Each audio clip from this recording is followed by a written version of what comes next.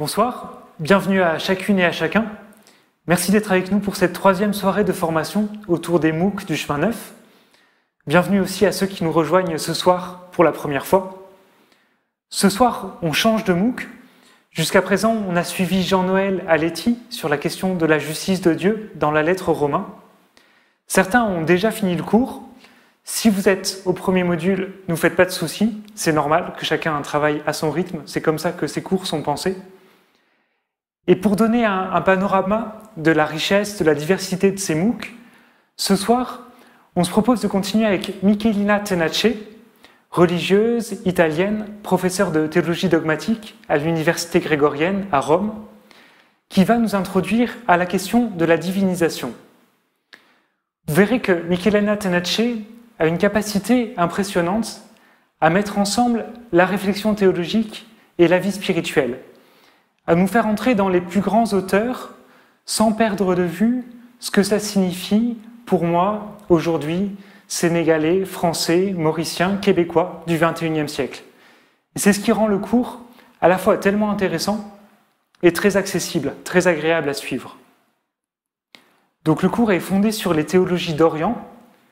Quand on parle de théologie d'Orient, on pense d'une part aux pères grecs, c'est-à-dire aux premiers théologiens de la partie orientale du bassin méditerranéen, à l'Antiquité, et puis ensuite à ce qui deviendra la théologie orthodoxe.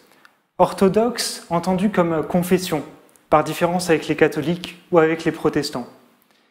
Et ce cours nous propose de suivre en particulier trois auteurs, saint Irénée, évêque de Lyon au IIe siècle, Grégoire Palamas, théologien et mystique byzantin au XIVe siècle, et Vladimir Lossky, théologien russe du XXe siècle. Vous verrez que ces théologies d'Orient ont des accents particuliers, différents de ceux auxquels on est habitué dans la théologie latine, la théologie des pays d'Europe de l'Ouest, ou des pays auxquels l'Évangile a été annoncé par des missionnaires originaires d'Europe de l'Ouest. Et puis, un des intérêts de ce cours, vous le verrez aussi, c'est qu'il nous permet de lire les textes après une bonne introduction à chaque auteur. On aura l'occasion de plonger directement dans les textes. Quelques mots sur la patristique, sur cette première période avec laquelle le cours débute, c'est-à-dire, en gros, les 6 siècles qui suivent la mort des apôtres, de la génération qui suit immédiatement les apôtres jusqu'à donc plus ou moins la fin du VIe siècle. C'est une époque mouvementée qui commence avec les grandes persécutions contre les chrétiens et puis qui se termine avec des grands changements politiques, la fin de l'Empire romain en Europe de l'Ouest. Saint Augustin, par exemple, est contemporain de la chute de Rome. Et même dans la période intermédiaire, où le christianisme est plus ou moins la religion officielle de l'Empire, ça reste parfois compliqué, parce que par exemple, si vous avez des positions sur la théologie trinitaire qui sont différentes de celles de l'empereur, vous pouvez être exilé, comme ça arrive à Athanase, le grand évêque d'Alexandrie, qui passe plusieurs années en exil, à cause de questions de différents théologiques. Donc une période de grands bouleversements, qui se situe dans un cadre marqué par les grandes métropoles.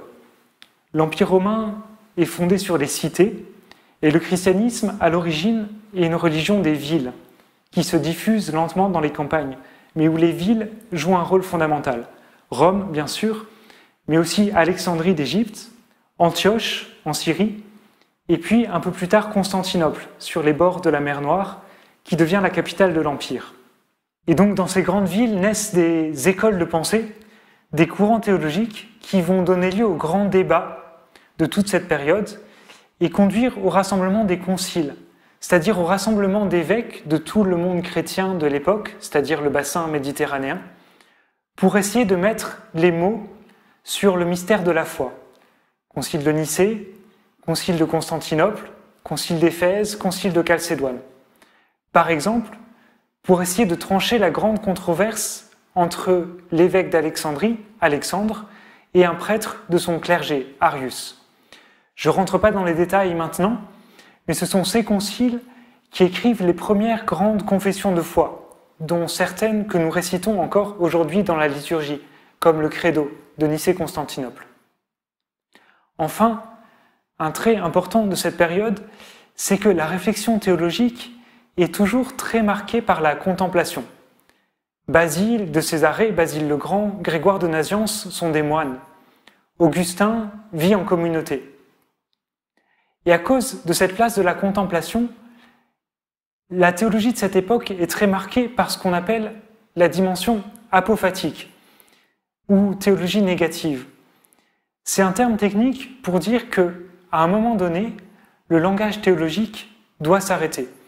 À un moment donné, quand on contemple le mystère de Dieu, la parole doit laisser place au silence. Et donc, c'est des théologiens qui sont dans un aller-retour constant entre cette recherche de Dieu et la vie concrète de l'individu, de la communauté, sans jamais séparer individu et communauté parce que c'est ensemble qu'on est chrétien. C'est quelque chose qui est très présent dans les pensées de cette époque. Si j'en viens au thème de la divinisation en lui-même, qui est une question fondamentale dans les théologies d'Orient, et un terme qui émerge très tôt. Chez Irénée, le premier auteur que nous allons lire, il y a cette formule qui est frappante encore pour nous aujourd'hui, qui dit que Dieu, le Verbe de Dieu, s'est fait homme afin que l'homme devienne Dieu. Nous, quand on entend la formule liturgique qui dit « pour nous les hommes et pour notre salut, il s'est fait chair », on a un peu tendance à penser l'incarnation du Fils de Dieu comme un plan B. Dieu a créé le monde, ça n'a pas trop marché, il y a eu le péché, et du coup il a cherché une idée pour rattraper des choses, et ça c'est l'incarnation. Du coup Jésus est venu. Et en fait, ce que nous dit la théologie de la divinisation, c'est que dès l'origine, le plan de Dieu, c'était de venir habiter parmi nous, afin de nous faire entrer, nous, dans sa vie à lui. Si on utilise une image, on pourrait dire que la vie spirituelle, c'est comme un grand fleuve qui nous conduit tous vers le Père. Et puis, de temps en temps, il y a des ruisseaux qui vont se perdre un peu dans des marécages. Ça, c'est le péché. Et nous, on a tendance à être fascinés un peu par le péché. Ou pour le dire d'une autre manière, tant qu'on évite l'enfer, tant qu'on est dans les clous, qu'on n'a pas trop de problèmes avec Dieu, que lui, il est de son côté et nous du nôtre, ça ne nous intéresse pas tellement de savoir ce qui se passe au paradis. Or, c'est précisément ça, la question de la divinisation. Tellement d'avantages. Grégoire de Nice, un autre père de l'Église, écrit que la vie éternelle, c'est aller de commencement en commencement. Entrer dans cette croissance dès aujourd'hui, qui va continuer pour l'éternité, et qui fait que nous allons participer vraiment, entrer dans la vie divine, dans la vie de la Trinité. Voilà, je vous souhaite vraiment une très belle découverte, une bonne soirée. N'hésitez pas à nous faire des retours par mail, et à très bientôt.